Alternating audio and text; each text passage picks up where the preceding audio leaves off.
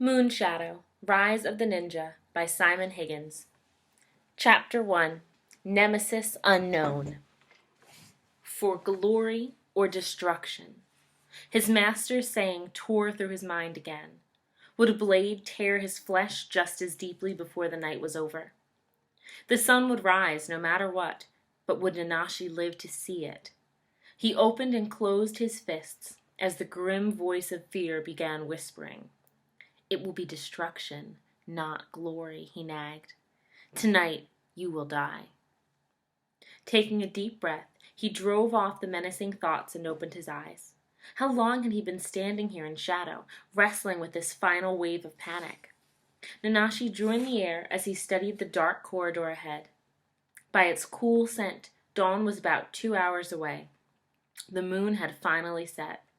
Darkness was his ally now. Nanashi crept to the end of the dark wood-paneled corridor and sank to one knee. He adjusted the sword on his back, turning his head left and right while he tried to steady his breathing. Stretching his neck, he listened. The chill night had silenced the last crickets outside. Now there was not a sound. The great mansion was silent too, so he couldn't afford to make a single noise as he moved deeper onto it. A cold breeze snatched sweat from his forehead and the hollows around his eyes. With it, a smell of stale bean soup from the kitchen found his nose. His nostrils flared, heart pounded. Hearing only its thrumming in his chest, Nanashi shuffled noiselessly up to the twin sliding screens at the end of the corridor. The heart of the mansion was a series of chambers, their thick walls made up of stained oak planks. Huge, gnarled cedar beams crossed each other's chamber ceiling, and the rooms were linked by narrow corridors and sliding screens inlaid with squares of oiled paper. He hesitated, letting his heart slow, as he examined the runners of the screens before him. Beyond this barrier lay the last 2 rooms, and the objective he was desperate to reach. His stomach suddenly knotted. That objective would be guarded, perhaps by a team, or just one which would actually be worse. Any warrior posted alone would be their best. Nanashi drew a small bamboo beaker from a hidden pocket in his black jacket. Easing the cork stopper from the tube, he hunched over one end of the floor slot that held the screens. Nanashi carefully poured water onto its runner. As the liquid spread, he silently counted to 5. Tentatively, he moved the nearest screen about a hand's width. It glided with a mere whisper. The water had stopped the screen grating noisily against the runners, just as he'd hoped. It was time. He would not think about the consequences of failure. For clarity, for strength, he would try not to think at all. He set his jaw and tightened the dark head wrap that hid his smooth face. If he had to fight his way out, the guards would remember only his eyes. If he let them live. Nanashi sighed, but of course he would not slay them. On this mission, his orders were rigid. Retrieve the documents, take no life. No doubt Mantis had a hand in framing these rules. Him and his views. He'd get them all killed one day with that stuff. Nanashi pictured Mantis's gaunt face, his deep, ever-changing eyes. One moment hard with fierce resolve, the next glowing with pride bordering on tenderness. And in almost every glance, a hint of sorrow. The boy momentarily hung his head. Mantis's beliefs made everything twice as hard. Nanashi wrestled his mind toward stillness and drew in the chilled pre-dawn air. Though veiled by cloth, his nostrils flared sharply. Inside a nearby room, perhaps just 2 walls away, someone was sweating hard. The scent was of either an older man with a bad cold or a young, very fit man filled with tension. Both smelled the same to dogs, wolves, and foxes, and to Nanashi. Training had not given him the heightened sense. It was what ground spider called a residue. Nanashi had been trained in an ancient skill named the Eye of the Beast. At times, when he focused his mind on a nearby animal or bird, he could see through the creature's eyes, use its superior hearing, its powerful sense of smell. When that particular sight joining was over, most of the beast's abilities quickly faded. Sometimes they lingered on in Nanashi after sight joinings, serving him as the heightened sense of smell did now. But he knew that all such residues could vanish without warning at any time. If he relied too much on one during this mission, then it abruptly faded.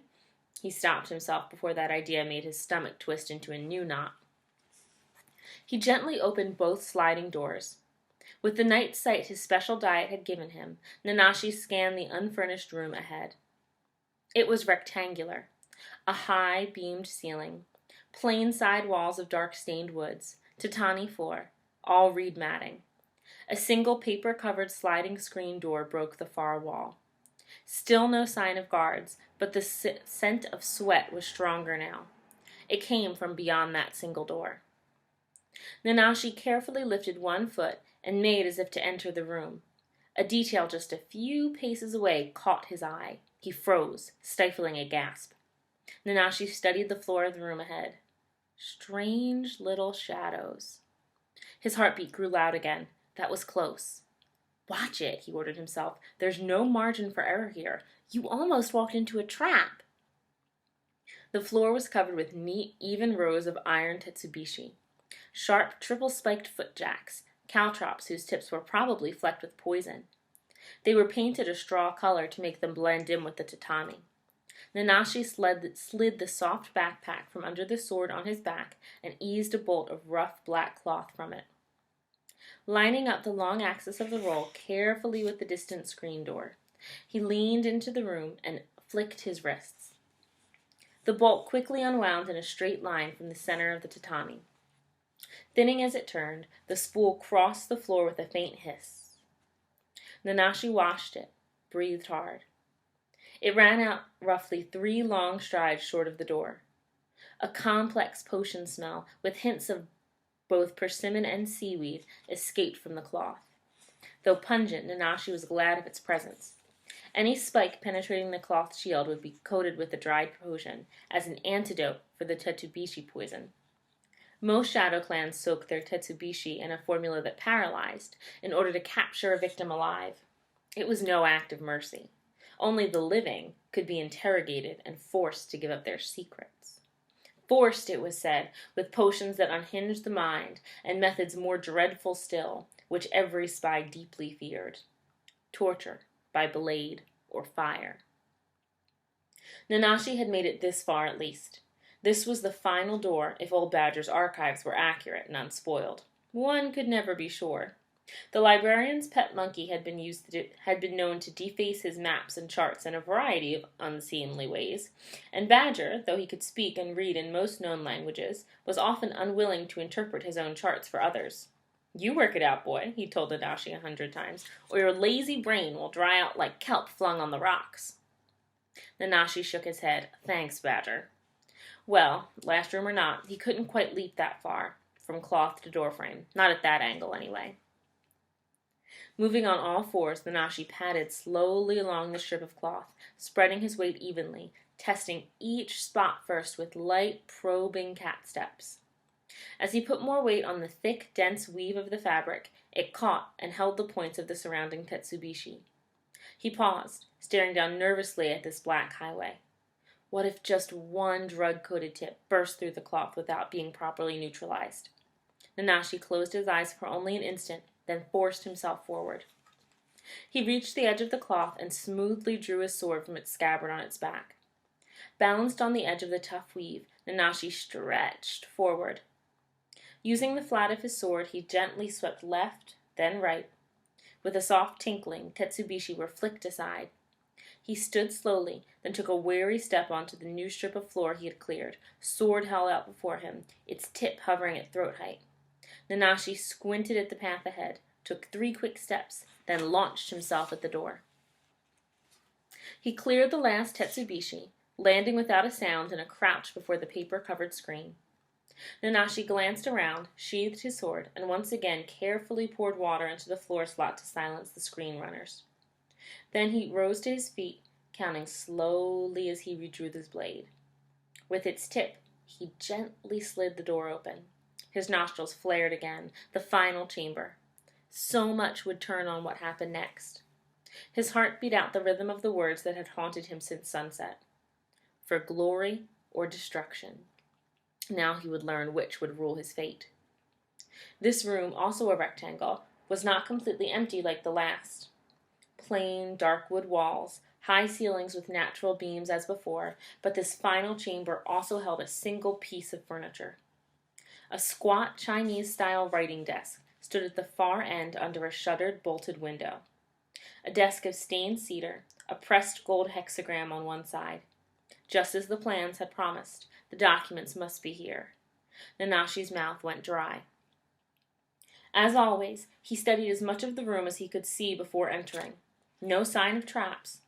The sweat smell was so strong here, there had to be a guard, coiled and ready to attack, tucked into one of the closest corners. But which one? And was there only one guard? Faint gnawing sounds came from behind the writing desk. Nanashi smiled as he smelled a rodent.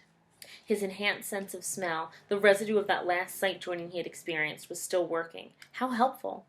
Some scribe had eaten here recently, and a mouse was seeing to the crumbs the maid had failed to notice. He sank to his knees and rested the sword across his thighs. Staring into the darkness, Nanashi aimed his mind at the source of the noises. His hands trembled momentarily. He took a deep breath, closing his eyes. The gnawing stopped. There was a soft, scraping sound. Nanashi grimaced and pinched his nose. The odors in the room were suddenly overpowering. The mouse crept out from under the desk, whiskered nose twitching fast, tiny twinkling eyes flickering at the doorway. As if now seeing through a thin, quivering layer of water, Nanashi saw, as the mouse saw, his waiting nemesis, crouching to one side of the doorway. This was no ordinary guard. The fellow wore a dark cloak and hood. Black, unmarked armor showed beneath it. His head turned sharply, as if he heard or sensed the mouse's movements. Nanashi's heart began pounding louder than ever. Inside the enemy's hood glittered a mesh veil.